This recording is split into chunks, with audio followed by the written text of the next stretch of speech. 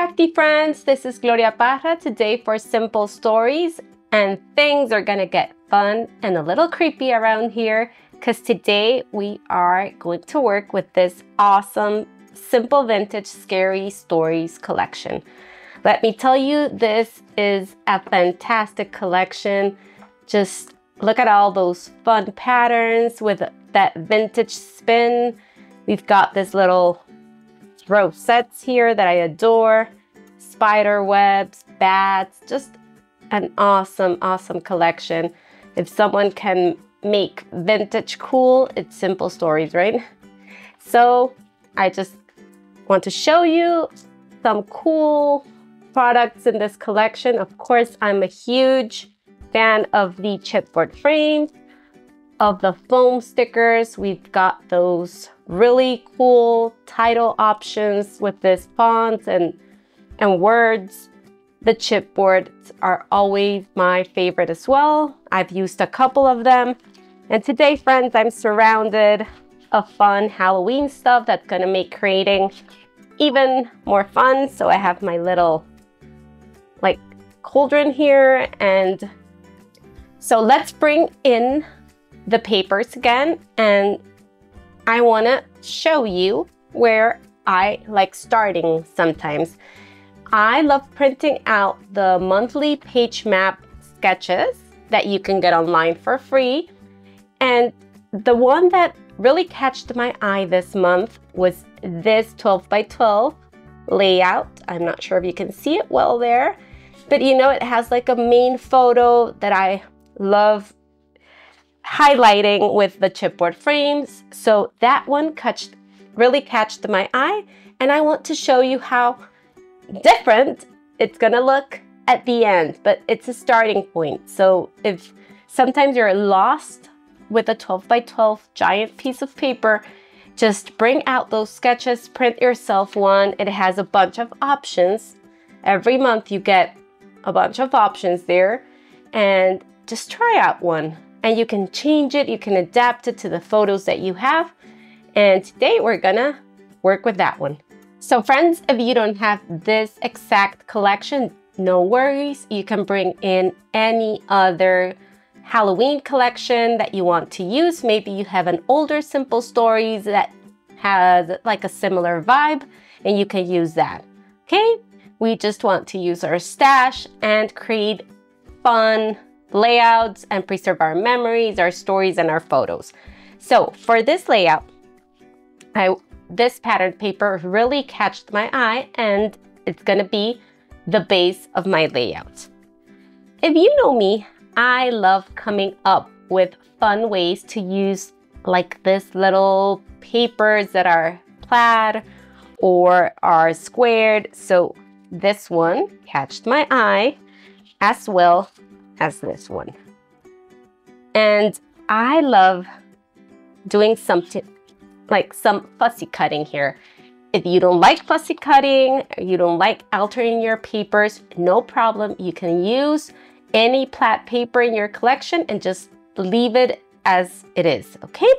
But if you want to create even like more interest, this is a fun technique that I love using for this kind of papers. Okay, so whenever I'm ready to work on this kind of technique, cutting technique, I bring in my trusty craft knife, and I make sure I have like a very sharp knife in it. I bring in a cutting mat so you can protect your surface. And I love using these We Are Makers cutting ruler. It has a regular ruler on one side and a metallic one in the middle. But it also has like a grip here that you press down, and it holds your paper. So it stays wherever you put it, it stays there and doesn't move. So it's perfect to create this cut. For this layout, I'm gonna use this paper, and let me bring it almost all cut apart here. So can you see this? I only have this part to cut with you to show you how I do it, but look how awesome that looks. And we will apply some foam adhesive in the back and that's gonna pop up and create shadow and interest. So let me show you how I make my cuts. I bring in my super awesome ruler. I just place it in the line where I want to make my cut, hold it down, and cut. So I'm gonna cut all the vertical lines here. That way I can go faster.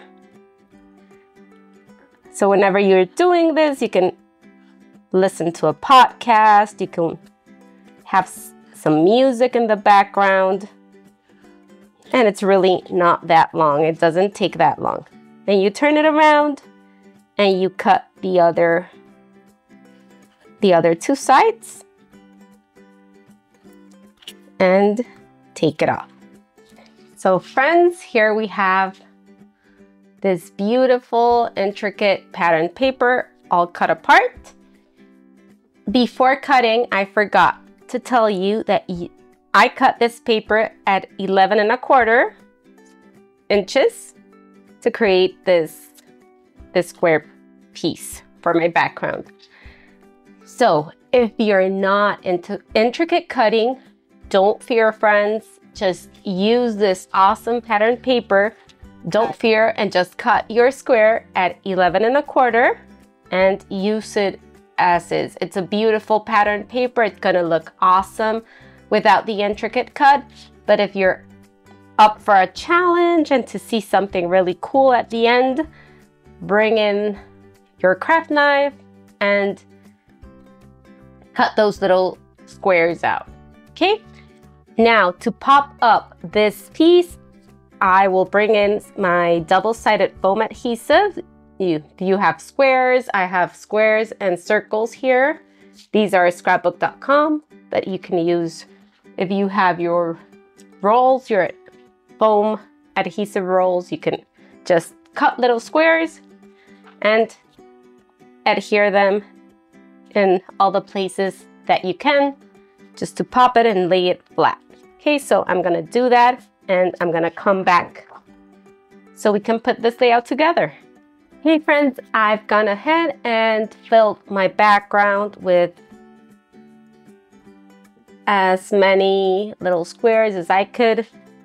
You don't have to use this many. You can put like a couple on strategic places, but look, putting on almost all the spaces I could, I used 3 rows, sorry, of the squares. So it's not that bad. There, we will have that. And look how cool that looks. It creates shadow and it creates like a new layer. Okay, I love it. Now let's take all the little pieces and adhere the background. Now that I have all my adhesives ready to be stuck to my background, I will stand up and make sure I have this as straight as possible. This is like the very hard part, friends, just to get it in place and as straight as possible. I think you can use the circles to line up your paper and just barely hold it there. I think that's gonna be good enough. Okay, now let's bring our sketch back and let's take a look at what we have on the structure of our layout. So we have one photo, and I would love to bring out a chipboard frame with the photo. And we have 2 pattern papers on the back of that photo. So let's start there. This is the chipboard frame that I chose. I just love the shape of it. I love the saying here, most wicked. And this is a photo of me and my 2 girls. So I just love that one. It's one of my favorite photos. So I just want to highlight it and maybe create a second layout here with a bunch of other photos that come with that day. So I'm gonna bring in my 6x8 pattern paper pad, and you have tons of beautiful papers here that you can choose. For this layout, I chose this two, if I'm not wrong. I want to bring some of this beige tone here and the polka dot. So I'm gonna have those two patterns laying on my background, but I want to distress these papers. I want to rag the paper a little, so just make it a little spooky and even more texture. Okay, you know I love my texture, so let's work that in. For that I'm gonna bring in a very old Tim Holtz tool that I have to distress. You can distress it with a pair of scissors. You can distress them with your nails. So I'm gonna work, sorry for the noise. I want to rip this part here, but I want to distress all 4 sides of my pattern paper. And you can tear the paper a little on the top and just work it inside.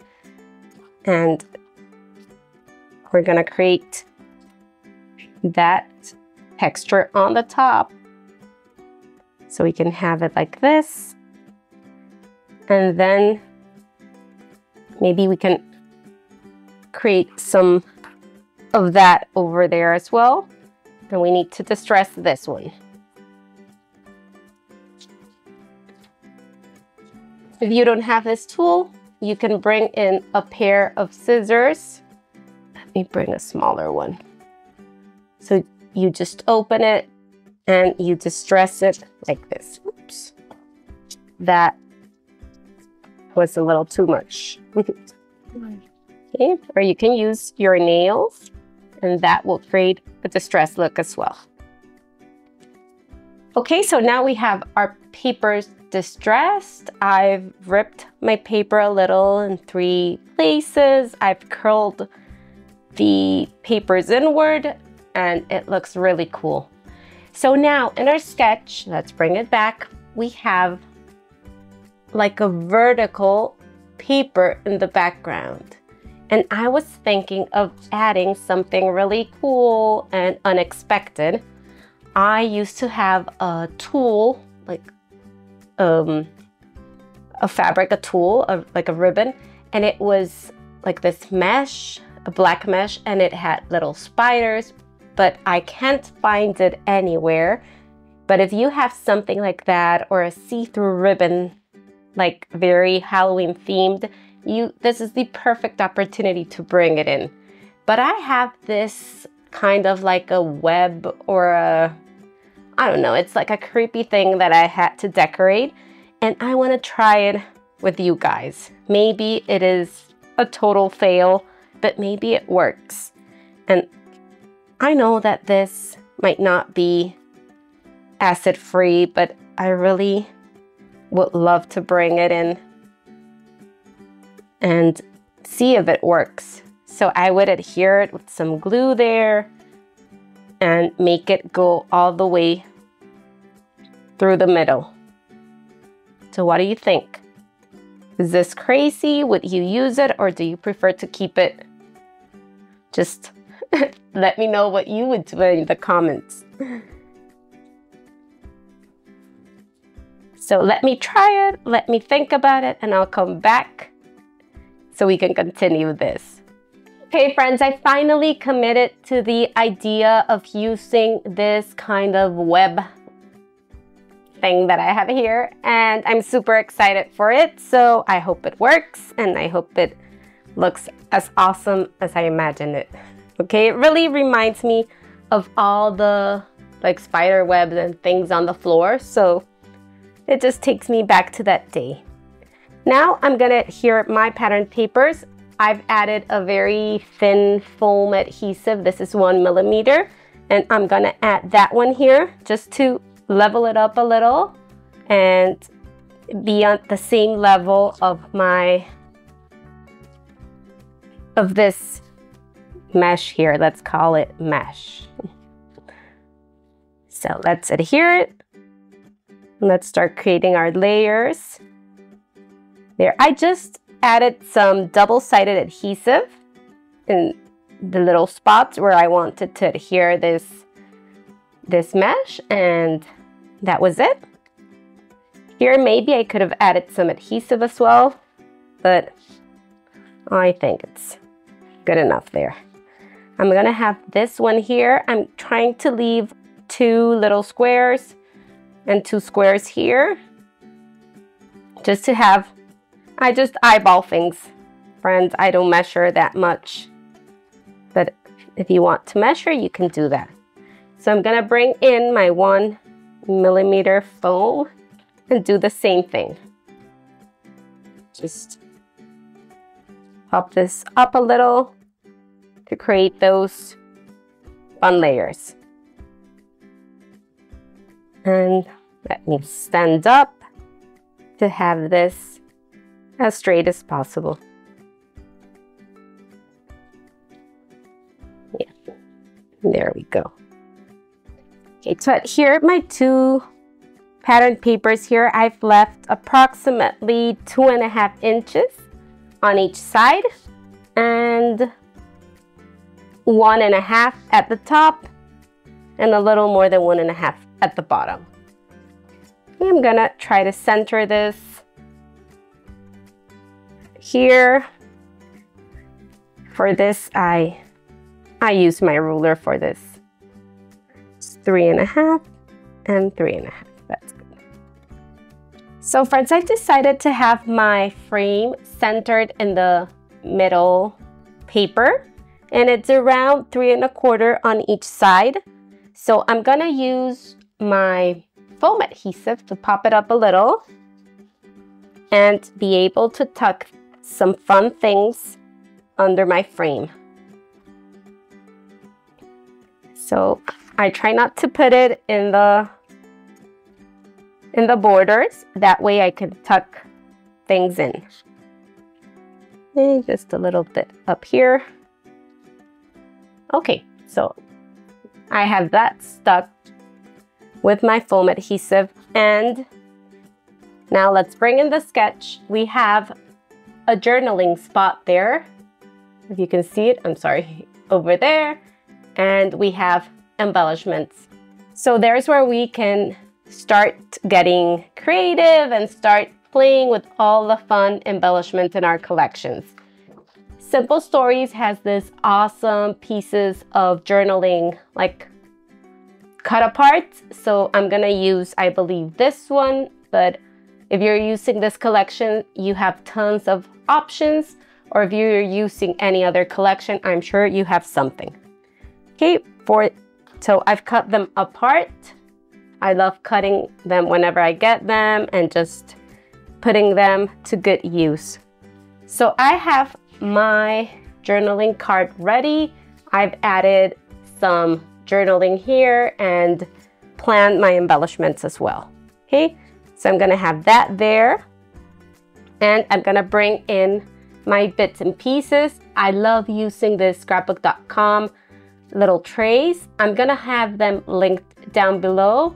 If you would like to use my links, they are affiliate links. They don't cost you anything, and they really help me. So I would love for you to use them and support my little business here. So let's start. I love this. We're gonna use this little rosettes. This collection is full of them, so I'm gonna use them on the corners as well. And I love dividing my ephemera like in the same types. So I open my ephemeras, I put the rosettes here, the bats, like the little banners, the stars, and it's just easier to use them if you have them a little organized. And I do the same for the journaling ones. So let's start. Let's start, friends. I already have them set apart. I'm using my little spooky trays here. So let's bring in. Let's start with my left side, and this is where I'm gonna use my journaling tag, and I'm gonna have, let me remember where these things go. I'm gonna create 2 main embellishment spots, okay? two clusters, one here and one at the top. And I'm gonna bring in this fun little ghost. I'm gonna bring in, so my youngest one is dressed as a scary princess, and my oldest one she's a terrifying unicorn, and I'm a witch. So I want all those three represented in some way. Okay, so this little cat that he's so cute, he's gonna represent the little unicorn here. And I'm gonna bring in those beautiful rosettes that I was telling you about, and I'm gonna put them here. So let's create our layers. I already had them prepared, so it's just looking for the correct placement. So I want 3 rosettes under this corner, my little cat here, all spooky, the ghost, and my journaling. I want my title to be The Most Wicked Haunting. So this is a little banner that I got from the Bits and Pieces, and that want that hanging from the bottom. I'm gonna bring another 3 rosettes that we can center with some brads, some fun brads there, and I'm gonna bring that up here. So if you're using the same collection, just try to vary your rosettes. Try to have some black, some like beige ones to create that interest. Down here, I'm gonna have my little spooky house. I think I'll need to cut this a little, since I have my foam over down there. Okay, the spooky house is gonna be just, I'm gonna bring this a little closer so you can see it. And I love this guy. This guy is from the Chipboard stickers, and he is so fun. So I'm gonna have him here, like saying hi, girls. And yes, this is like the main structure of my layout. So we have 3 embellishment places here. If you can see, we have 1, 2, 3, and that creates a very pleasing visual triangle. Okay, so I'm gonna start adhering, and I'm gonna put that in fast forward so you don't have to see me just playing with adhesive. Don't forget, when you're adhering your embellishments, to vary the sizes of the foam. It's a little tip that I like using. So I have my, I don't know if you get to see it here. This is my 1 millimeter. I just use a Sharpie to write that inside, and my 2 millimeter foam. So I just have those on hand, and I just adhere. I adhered this one with a 2 millimeter foam, and I'm adhering this one with 1, and that way we have that difference in the widths. Okay.